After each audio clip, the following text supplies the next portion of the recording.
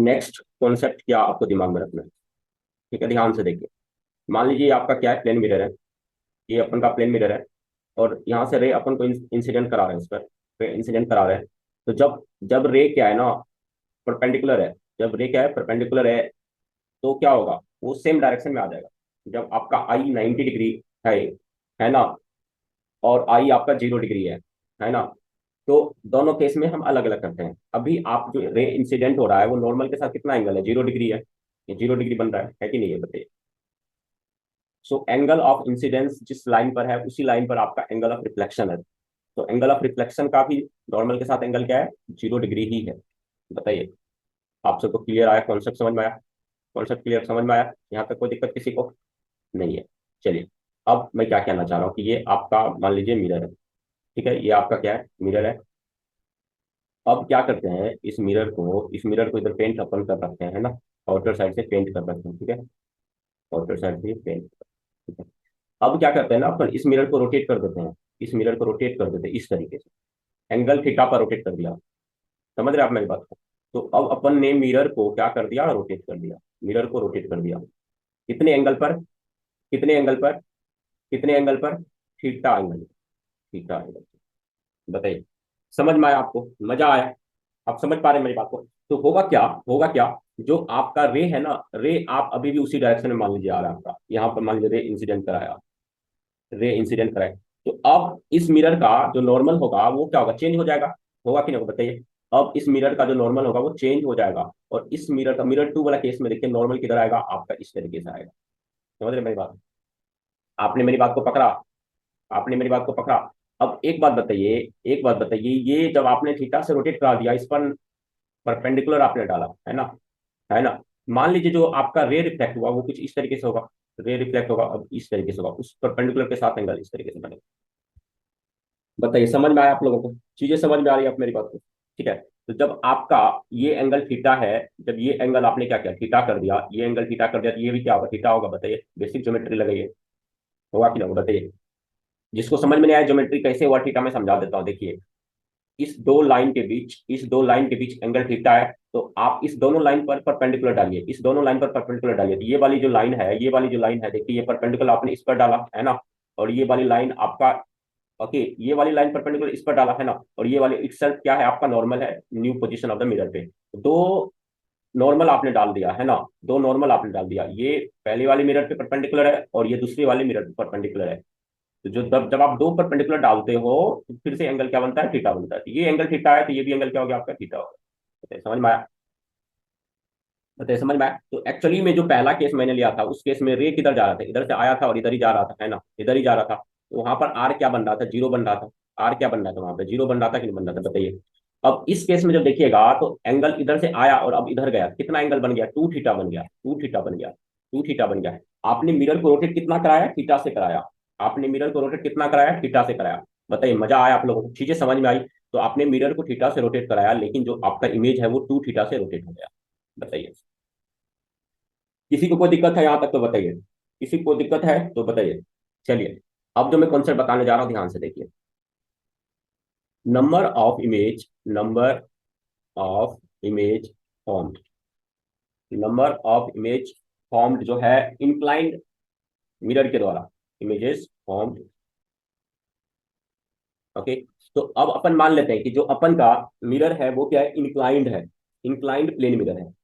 तो इस केस में जो नंबर ऑफ इमेज होगा वो क्या होगा, चलिए देखते हैं। एक बात बताइए, एक बात बताइए, मान लीजिए दो मिरर ऐसे कुछ हमने रख दिया और इस दोनों मिरर के बीच मैंने एंगल क्या कर दिया, इस दोनों मिरर के बीच, मिरर इधर से बाहर से अपन ने पेंट भी कर दिया। तो इस दोनों मिरर के बीच जो एंगल है वो हमने कर दिया थीटा। इस दोनों मिरर के बीच जो है एंगल, उसने उसको हमने कर दिया थीटा। बताइए, कोई दिक्कत है यहाँ तक, बताइए। यहाँ तक कोई दिक्कत है, बताइए। तो अगर इस दोनों मिरर के बीच हमने एंगल क्या दिया, थीटा, है ना। अब अगर आपने 360/थीटा निकाला, 360/थीटा निकाला, 360/थीटा निकाला, अगर ये इवन आया, अगर ये इवन नंबर आए, है ना, अगर ये इवन नंबर आए, समझ रहे मेरी बात? 360/थीटा करा, अगर आपने ये इसका आपका वैल्यू इवन इंटीजर आ रहा है, तो जो नंबर ऑफ इमेज होगा ना, जो नंबर ऑफ इमेज होगा ना, वो क्या हो जाएगा, 360/थीटा -1। बताइए, ये दिमाग में सेट कर लिए पूरा, वेरी वेरी इंपॉर्टेंट है। ऑब्जेक्ट कहाँ है? दोनों मिरर के बीच में रखा हुआ है। ऑब्जेक्ट कहाँ है? दोनों मिरर के बीच में रखा हुआ है। बताइए, बताइए, समझ में आ रहा है? अब जब ये दोनों मिरर के बीच में रखा हो तो आपके मन में सवाल आएगा कि सर कहाँ पे रखा हुआ है ना? क्योंकि देखिए, मैं जो समझाना चाह रहा हूँ उस बात को आप लोग समझिए, समझिए। कोई कहेगा कि सर ये मान लीजिए ऐसा बीच से होकर गुजरा तो बीच में ही रखना है या कहाँ रखना है ना? ये सवाल आएगा। कोई कहेगा सर बीच में रखना है, कहाँ रखना है ना? कोई कहेगा सर यहाँ रखना है, कहाँ रखना है, यहाँ रख दे, कहाँ रख दे। तो मैंने क्या बोला ना दोस्तों, मैंने क्या बोला ना, अगर इवन नंबर आ रहा है ना तो आपको टेंशन नहीं लेना, आप कहीं भी रखिए, कहीं भी रखिए, कोई पोजीशन है यूज कीजिए, कोई दिक्कत नहीं है। आप टेंशन फ्री रहिए, आप टेंशन फ्री रहिए, आपका काम टेंशन लेने का नहीं है। बताइए, समझ में आया आप लोगों को मेरे प्यारे स्टूडेंट? आप लोगों को मेरी बातें समझ में आ रही है? बताइए, आप लोगों को मेरी बातें समझ में आ रही है? पकड़ पा रहे हैं आप कैसे नंबर ऑफ इमेज फॉर्मेशन करते हैं? ठीक है, तो ये याद रखिए, एन आपका क्या होना चाहिए? इवन होना चाहिए। एन आपके पास क्या होना चाहिए? इवन होना चाहिए। क्लियर है? कॉन्सेप्ट क्लियर है? बताइए। अब मैं इसको इरेज करता हूँ। अब कोई बच्चा आकर कहेगा कि सर ठीक है सर, 360/थीटा हमने करा सर, 360/थीटा हमने करा सर, लेकिन जो वैल्यू आ रहा है ना सर वो ऑड आ रहा है सर, जो वैल्यू आ रहा है ना सर वो ऑड आ रहा है सर। तो मैं क्या बोलूंगा ना, तुम्हें टेंशन नहीं लेना है, तुम्हें टेंशन नहीं लेना। देखो, जब 360/थीटा आपने करा, 360/थीटा करा, और वैल्यू आपका क्या आया? ऑड इंटीजर आया। वैल्यू आपका क्या आ रहा है? ऑड इंटीजर आ रहा है। समझ रहे मेरी बात को? समझ रहे मेरी बात? अब आपको इस केस में देखना है कि ऑब्जेक्ट आपका सिमेट्रिकली या नहीं है या नहीं है, या अनसिमेट्रिकल है, अनसिमेट्रिकल है। समझ रहे मेरी बात? इस केस में आपको देखना है कि ऑब्जेक्ट सिमेट्रिकली आपने रखा था कि अनसिमेट्रिकल रखा। अब आप कहेंगे सर फिर सिमेट्रिकल अनसिमेट्रिकल कैसे डिसाइड करेंगे? तो देखिए, मैंने क्या बोला कि इसके बीच से जो लाइन गया है, इसके जस्ट बीच से जो लाइन गया, अगर आपका ऑब्जेक्ट इस लाइन पर है, अगर आपका ऑब्जेक्ट इस लाइन पर कहीं भी है, तो आपका ऑब्जेक्ट क्या है? सिमेट्रिकल है, सिमेट्रिकल पोजीशन पर है। आप समझ रहे हैं मेरी बात को? बताइए, आप समझ रहे हैं कि नहीं समझ रहे हैं मेरी बात को? बताइए, आप समझ रहे हैं मेरी बात को? अगर आपका पोजीशन सिमेट्रिकल है, अगर आपका पोजीशन सिमेट्रिकल है, इसमें से कोई भी पोजीशन है मेरे स्टूडेंट, तो आपको क्या करना है ना, जो एन की वैल्यू आया n-1 कर देना, n-1 कर देना, सिंपल। जो एन की वैल्यू आया उसको क्या कर देना है आपको? n-1 कर देना है, simple, simple, simple, simple, simple. n-1, n-1 दिमाग में सेट कर लो। अगर सिमेट्रिकल केस है, ऑड वाले में n-1 करना है। इवन में तो कोई टेंशन है ही नहीं तुमको, सिमेट्रिकल केस ऑड वाले में n-1 करना है। समझ में आया? अब फिर तुम्हारे मन में सवाल आएगा कि सर अगर सिमेट्रिकल नहीं है, अगर सिमेट्रिकल नहीं है, अनसिमेट्रिकल है ना? तो मैं तुम्हें कहूंगा जब अनसिमेट्रिकल हो गया ना, तब तो तुम्हें टेंशन लेना ही नहीं है, तब तो फिर तुम्हें वही केस लेना है जो इवेंट वाले का केस था, वही ऑड वाले का केस होता है अनसिमेट्रिकल के लिए, लेकिन होता है, यही तो दिमाग में रखना है आपको। तो अगर आपका ऑड भी आ रहा है ना, 360/n ऑड आ रहा है, क्या आ रहा है? 360/n आपका ऑड आया है ना? अगर आपका अनसिमेट्रिकल है, कहीं आपने रखा हुआ है, कहीं आपने रखा हुआ है, तो अपन को टेंशन नहीं लेना। अपन का जो आंसर होगा ना वो क्या होगा? वो क्या होगा? एन होगा, एन ही होगा, एन ही होगा। ऑन सिमेट्रिकल के केस में, समझ रहे हैं आप मेरी बात को? ऑन सिमेट्रिकल के केस में एन ही होता है। बताइए, मजा आया आप लोगों को? मजा आया आप लोगों को? दिमाग में सेट हो गया पूरा? पूरा जो ऑप्टिक्स का कॉन्सेप्ट है दिमाग में सेट हो रहा है आपको? आप, मेरा मकसद ये है कि आपको ऑप्टिक्स अच्छे से करा देना। ऑप्टिक्स का चाहे जेई मेंस आप दे रहे हो या नीट दे रहे हो, एक भी क्वेश्चन नहीं छूटना चाहिए। एडवांस में भी एक भी क्वेश्चन नहीं छूटना चाहिए। उस लेवल तक आपको अपने नॉलेज को ग्रो करना है। यस और नो मेरे छात्रों, यस और नो बताइए।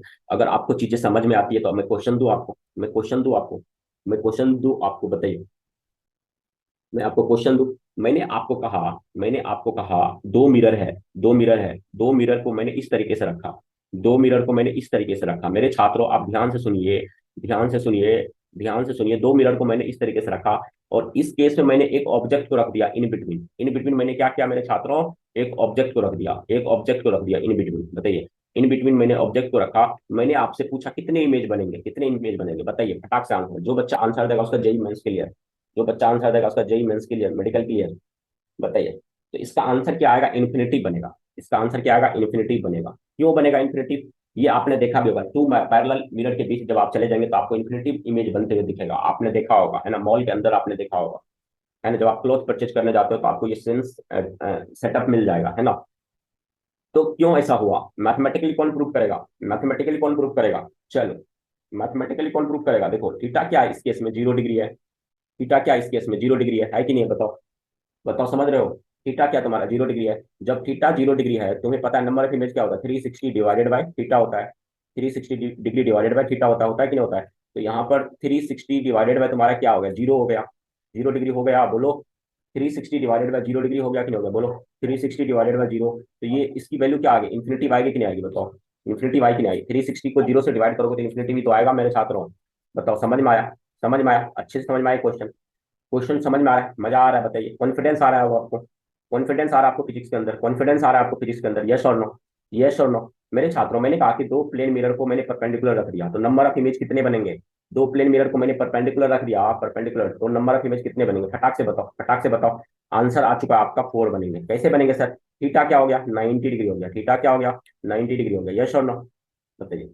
यस और नो? जब थीटा आपका 90 डिग्री हो गया मेरे छात्रों, थीटा आपका 90 डिग्री हो गया, नंबर ऑफ इमेज क्या हो गया? 360 डिवाइडेड बाई 90। आंसर क्या आ गया? 4। आंसर क्या आ गया? 4। यस और नो? 4 क्या है? आपका इवेंट नंबर है। इवेंट नंबर, आपको टेंशन लेना ही नहीं, यही आंसर होता है। बताइए, आप सबको चीजें समझ में आई? आप सबको चीजें समझ में आई?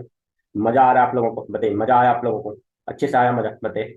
अगर आपको चीजें समझ में आ रही है, अगर आपको चीजें समझ में आ रही है तो नेक्स्ट कॉन्सेप्ट देखिए। आप नेक्स्ट कॉन्सेप्ट देखिए। मैं आपको बोलूँ कि फिर से आपके पास दो प्लेन मिरर है, आपके पास दो प्लेन मिरर है, लेकिन इसके ये मैंने पॉलिश कर दिया। लीजिए, मैंने पॉलिश कर दिया इस तरीके से।